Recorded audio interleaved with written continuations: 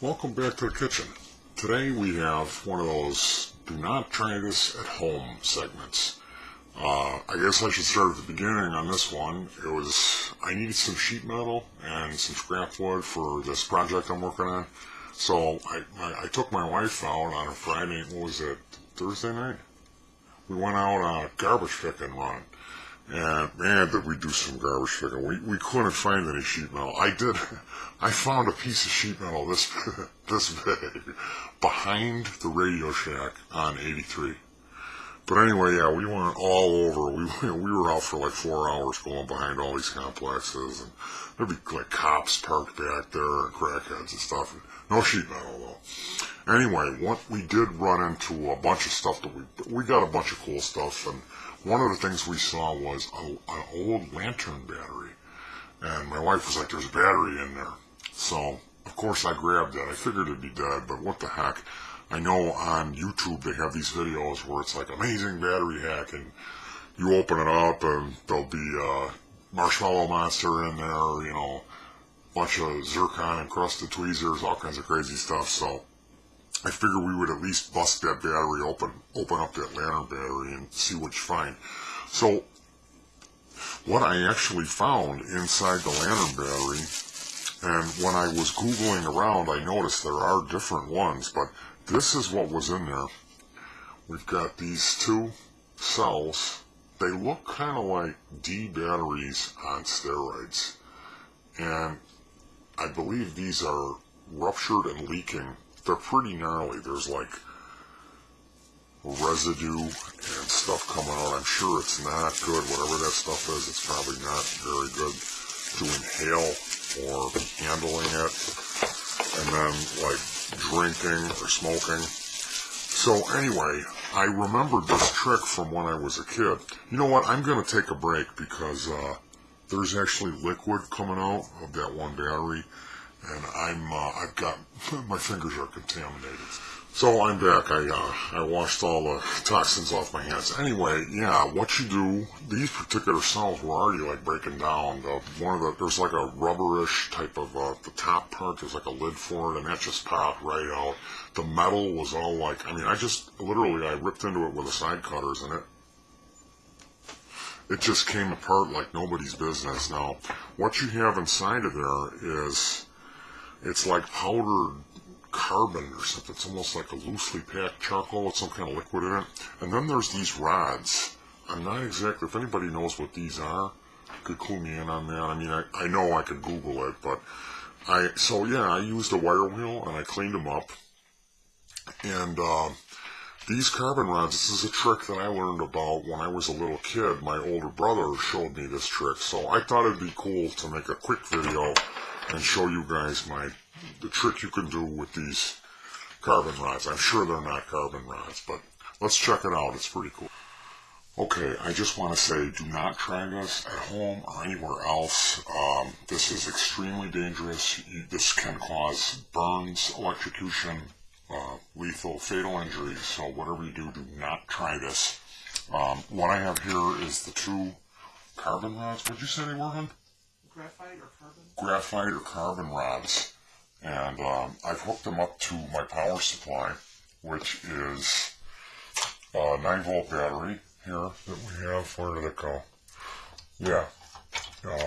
I've got a 9-volt battery wired in serial. That's a combination of series and parallel to two rechargeable nickel cadmium cells. But I put a capacitor in between there. I put a 10,000 picofarad capacitor in between here, and so when it runs through the coil, it's a step-down transformer, and so that boosts your mid-peak. So that's the only way I'm able to do this hack here. So yeah, like I said, whatever you do not try this at home. I'm going to adjust the lighting because it's not that spectacular of an effect. This is going to be like the lamest video I've ever done. What an unbelievable letdown when you see what this quote-unquote trick really is. So, yeah, here you go. Don't cross the streams.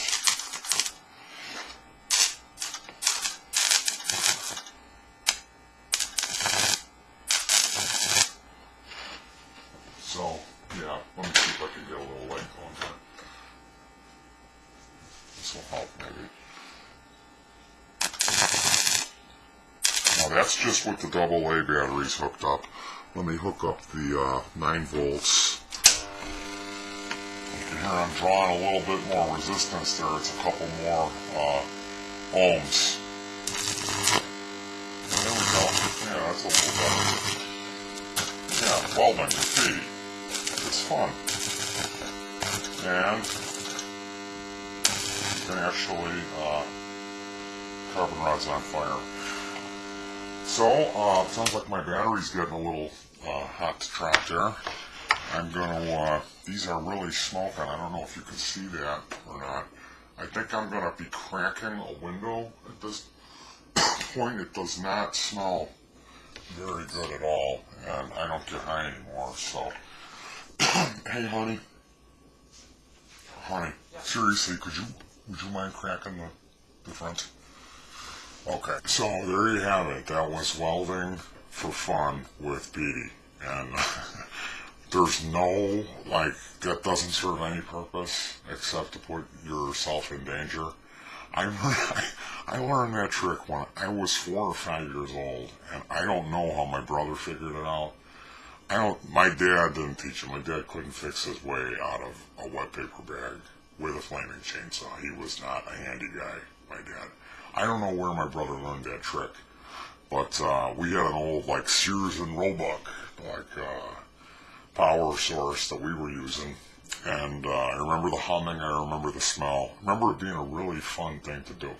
It's almost as fun as a brand new 9-volt battery and some steel wool. So maybe I'll see if I can. We'll do a twofer. How about another, like, ridiculously stupid trick that involves electricity? Okay, well, what do you back to a completely ridiculous waste of electrons and endangering, violating your lease with petey twofinger. So yeah, this here, it's not ordinary household variety steel wool. This is steel wool that has been soaked in a solution of 35% nitroglycerin, 35% denatured alcohol, and 37% vinegar.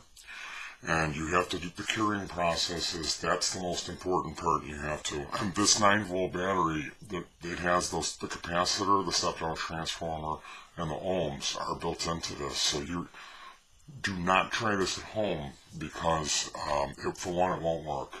And for two, it's extremely dangerous and illegal as well. So here we have our modified 9-volt battery and our modified steel wool. And I'm going to reduce my lighting here. See if I can reduce the lighting. Okay. More lighting reduction going on here. Maybe I'll zoom in a little bit. I don't even know. Yeah, I'm going to have to really reduce the lighting. Okay, so here's the... Yeah, you can't really... It's not really focusing, is it? Yeah, I'm going to have to...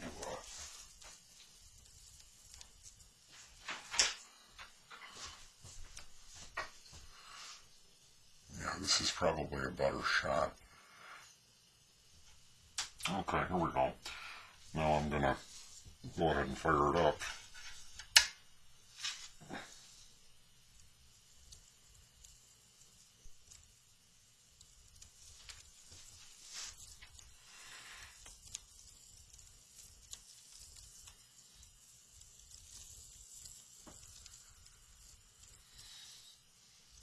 That's what you call a redneck sparkler. If the 4th of July comes around and Daddy's in county jail and Mama spent all her grocery money on meth and you don't got no fireworks, you can make yourself some redneck sparklers, kids. Just don't forget the nitroglycerin, the vinegar, and the denatured kerosene. Okay, here we go. Now I got this here hooked up to my triple D battery pack, so we're going to see what we're going to do.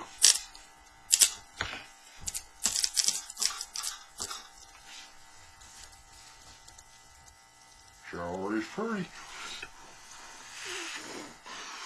Maybe turn the fan on and up.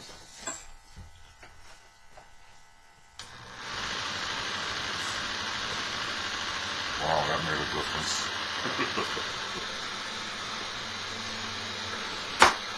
Alright, I'm going to try one more.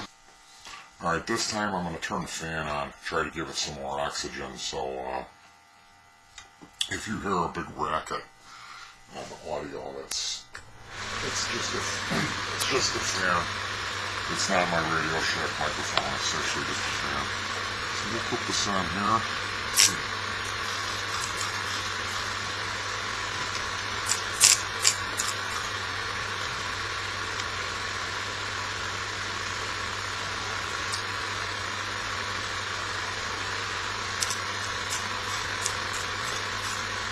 I hope I don't burn the lens of the freaking webcam.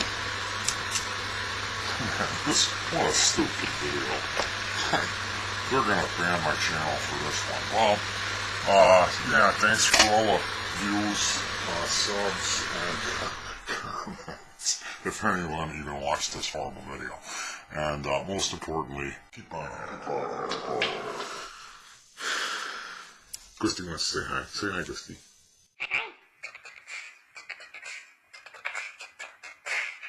He's a good boy. Yes, Gusty. Okay, here's your treat. Here's your treat, Gusty. There you go, boy. Here. There you go. It's a treat. Oh, boy, Gusty. He loves his treats.